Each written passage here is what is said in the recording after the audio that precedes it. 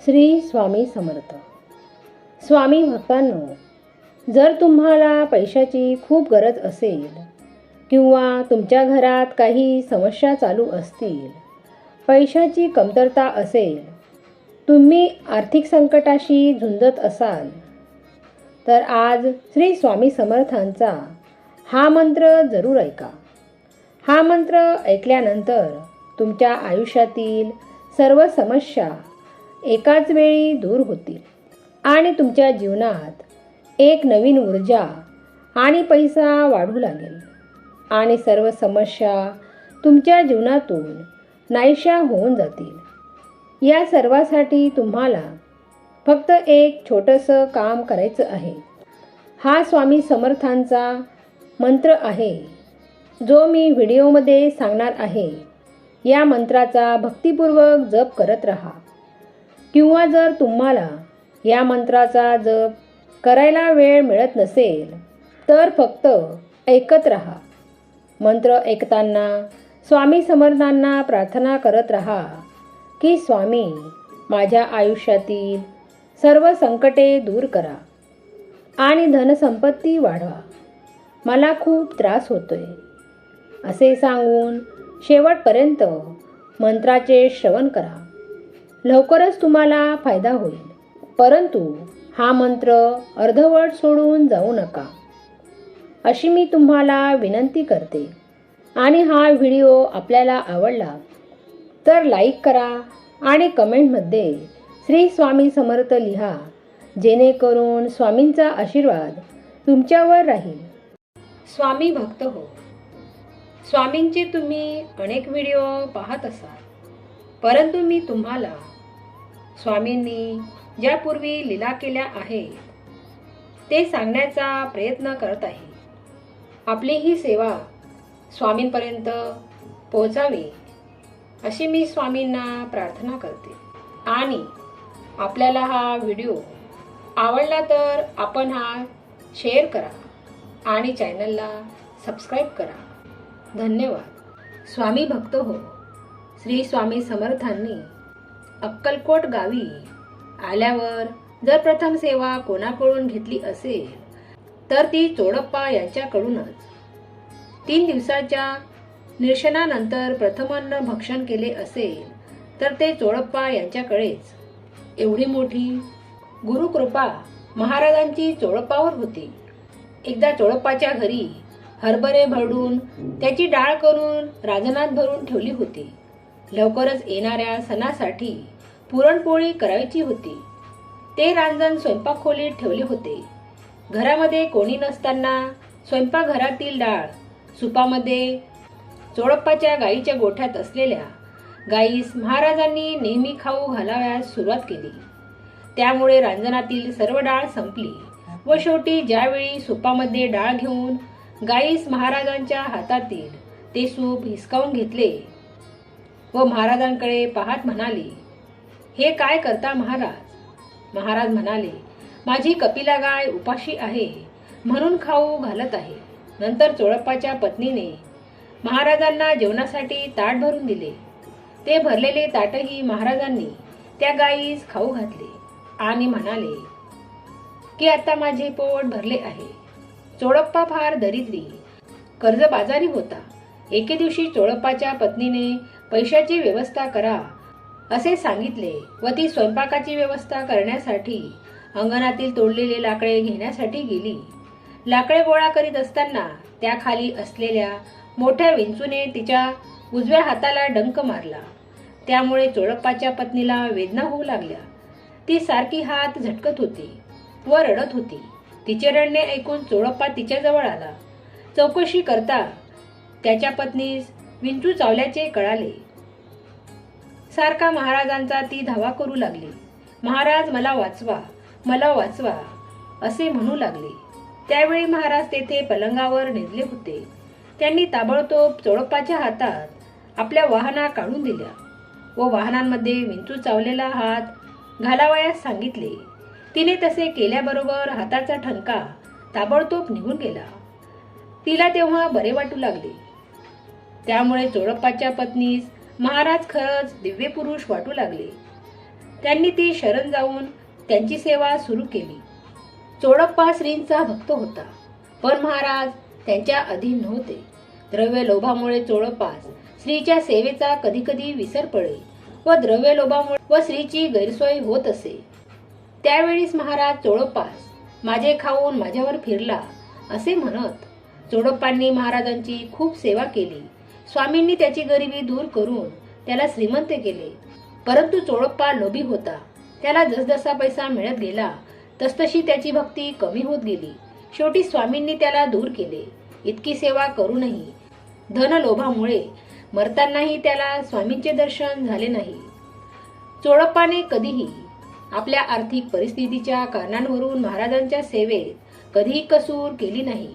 त्याचे फळ त्यांना मिळाले. ते स्वामी महाराजांच्या कसोटीला पूर्णपणे उतरलेले एक सच्चे शिष्य होते. पण इतर सेवेकऱ्यांना, भक्तांना चोडप्पाचा द्वेष वाटे. चोडप्पावर महाराजांची विशेष कृपेमुळे त्यांचा द्वेष करण्याचीच वृत्ती बळावत चालली होती. अशा द्वेष करणाऱ्या भक्तांना महाराजांनी धडा शिकवला. एके दिवशी चोडप्पाच्या घरी भक्तांची गर्दी वाढली. त्यामुळे इतर सेवेदारही होते. जो तो महाराजांचा खरा सेवक आहे असा भासवायचा. म्हणून महाराज एकदम उठले व बाहेर पडले. घराबाहेर पडताच झपाझप चालायला लागले. समर्थ पुढे, त्यामागे चोडप्पा, त्यांच्या मागे हा सारा भक्त परिवार, असा हा सर्व जथ्था दुपारच्या समयास बाहेर पडला. महाराजांना कोठे जायचे ते कुणालाही माहीत नाही. समर्थ आपले पुढे पुढे चालले होते. ऊन वाढतच होते. समर्थांसोबत चालणे म्हणजे भक्तांना पळावेच लागे. त्यामुळे त्यांच्या बरोबर चालणे फार मोठे मुश्किल होत होते. सारखा वाढणारा ऊन व उन्हाचे चटके, तसेच रस्त्यात, मार्गात पाण्याचीही सोय नव्हती. रस्ता बरोबर नाहीत. चालताना पडणारे एकमेकातील अंतर, यामुळे सेवेदारांची संख्या कमी कमी होत गेली व फक्त शेवटपर्यंत चोडप्पा समर्थांच्या मागे धावू लागला होता. असे काही काळ चालणे झाल्यावर समर्थांनी मागे वळून पाहिले. तो काय चोडप्पाच होता. समोरच निवडुंगाचे काटे असलेला रस्ता आला. निवडुंगाच्या काट्यांकडे पाहत महाराज चोडप्पाला म्हणाले, तू आता माझ्याबरोबर येणार आहेस की थांबणार आहेस? ताबडतोब चोडप्पा म्हणाला, जशी तुमची आज्ञा. महाराज त्या निवडुंगाच्या काट्यावरून चालत होते, तर मागोमाग चोडप्पाही त्या काट्यावरून चालू लागला. मात्र ते निवडुंगाचे काटे नसून फुलावरून आपण चालत आहोत असा भास झाला व चोडप्पाला काहीही त्रास झाला नाही. व चोडप्पा महाराजांनी पाहिलेल्या परीक्षेत उत्तीर्ण झाले होते. इतर सेवेकरांनी चोडप्पाला विचारले की महाराज कोठपर्यंत गेले व शेवटपर्यंत त्यांच्यासोबत कोण कोण होते. तेव्हा चोडप्पा घडलेला प्रसंग नम्रपणे सांगितला. चोडप्पा प्रमाणे बाळप्पा होते. समर्थांचे पट्ट शिष्यच होते. चोडप्पा आणि बाळप्पा हे दोघेही कला शाखेचेच होते. दोघेही भक्तप्रवर होते. आज या चोडप्पांचा वंश उत्पौत्र परंपरेने समर्थांच्या कृपेने त्यांच्या मठाची सेवा करीत आहेत. केव्हा केव्हा समर्थ चोडप्पांची परीक्षा पाहत त्याला कठोर धिक्कार करीत, तर केव्हा त्याला जैन म्हणून उपहास करीत व पोटभर हसत किंवा पेटलेल्या चुलीत पाणी ओतीत, तर केव्हा लाकडे व इतर कोणतेही इंधन नसताना चुलीतून आणि प्रज्वलित करीत.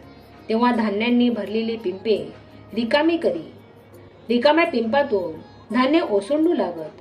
जलपूर्ण घट रिते करावेत आणि रिते घट जलपूर्ण करावेत. कधी देवाऱ्यातील देव इतस्तः विखुरावेत, तर इतस्तः विखुरलेले पाषाणखंड देवाऱ्यात नेऊन ठेवावेत. समर्थांच्या अशा उन्मुक्तीला चाललेल्या असतानाही चोडप्पाच्या मनाची शांती जराही ढळली नाही. कसोटी असली तरी चोडप्पाच्या गुरुभक्तीला तोड नव्हती एवढे खरे. चोडप्पा हा श्री स्वामी समर्थ महाराजांपदी आपल्या सच्ची प्रेम भावना ठेवून भक्ती करीत असे. चोडप्पावर महाराजांनी कृपेचा वरदहस्त ठेवला. मात्र त्याने भक्तीत जेव्हा कसूर केली तेव्हा मरण समयी त्याला श्री स्वामींचे दर्शन न होता त्यांचे चरणतीर्थ मिळाले. अशी चोडप्पांनी भक्ती केली. त्याचा प्रसाद म्हणून समर्थांनी त्यांच्या वंशजावरही कृपेचा वरदहस्त ठेवला आहे. त्यांचे वंशज आजही श्री स्वामी समर्थ महाराजांच्या सेवेत प्रामाणिकपणे कार्य करीत आहेत. चोडप्पाच्या घरी सर्वात महत्त्वाचा प्रश्न म्हणजे सोहळ्या ओवळ्याचा. समर्थांच्या दर्शनाला वाटेल ते लोक, शूद्र पीडित, यवनरोगी, व्याधीग्रस्त, मळके कपडे घातलेले लोक दर्शनात येत. प्रसंगानुसार त्यांचा स्पर्शही समर्थांना होई, पण समर्थांना त्याची जाणीव नसे. चोडप्पाच्या सासूबाई राधाबाई आणि पत्नी येशूबाई यांना मात्र त्याची जाणीव होत असे. सोहळे ओवळे तर सांभाळणे दिवसेंदिवस त्यांना अवघड जाऊ लागले. सोहळ्या ओवळ्यांकडे राधाबाईंनी येशूबाईवर रागवावे, येशूबाईंनी चोडप्पावर रागवावे, हे असे नेहमी चालायचे. पण चोडप्पा कधीही रागवत नसे. तो मुकाट्याने ऐकून स्वस्थ बसत असे.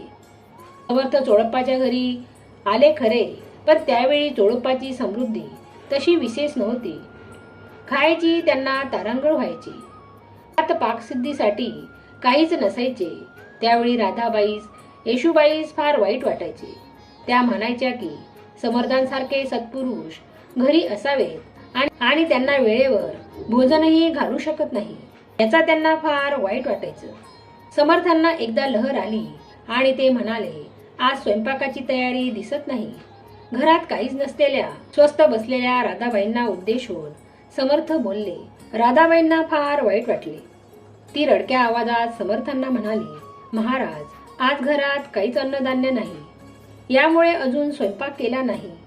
राधाबाईने आपल्या डोळ्यात आलेले अश्रू आपल्या पदराने पुसले. त्यावर स्वामी म्हणाले, राधाबाई, रडावयास काय झाले? घरात तर सर्व अन्नधान्य भरून आहे, त्याची चिंता कशाला करतेस? जा आत, जाऊन पहा. समर्थांचे हे भाषण ऐकून राधाबाई थक्क झाल्या. कारण घरात काय आहे काय नाही याची कल्पना तिला होती. महाराज म्हणाले, आता आत जा आणि स्वयंपाक करा. असे म्हणताच राधाबाई लगबगीने स्वयंपाक करायला घरात गेली. पाहते तो काय, सर्वत्र अन्नधान्य भरून वाहत होते. तिच्या डोळ्यातून अश्रू येऊ लागले व परत धावत येऊन समर्थांचे चरण घट्ट धरले. डोळ्यातून अश्रू येऊ लागले व परत धावत येऊन समर्थांचे चरण घट्ट धरले. डोळ्यातील पाणी समर्थांच्या पायावर पडू लागले.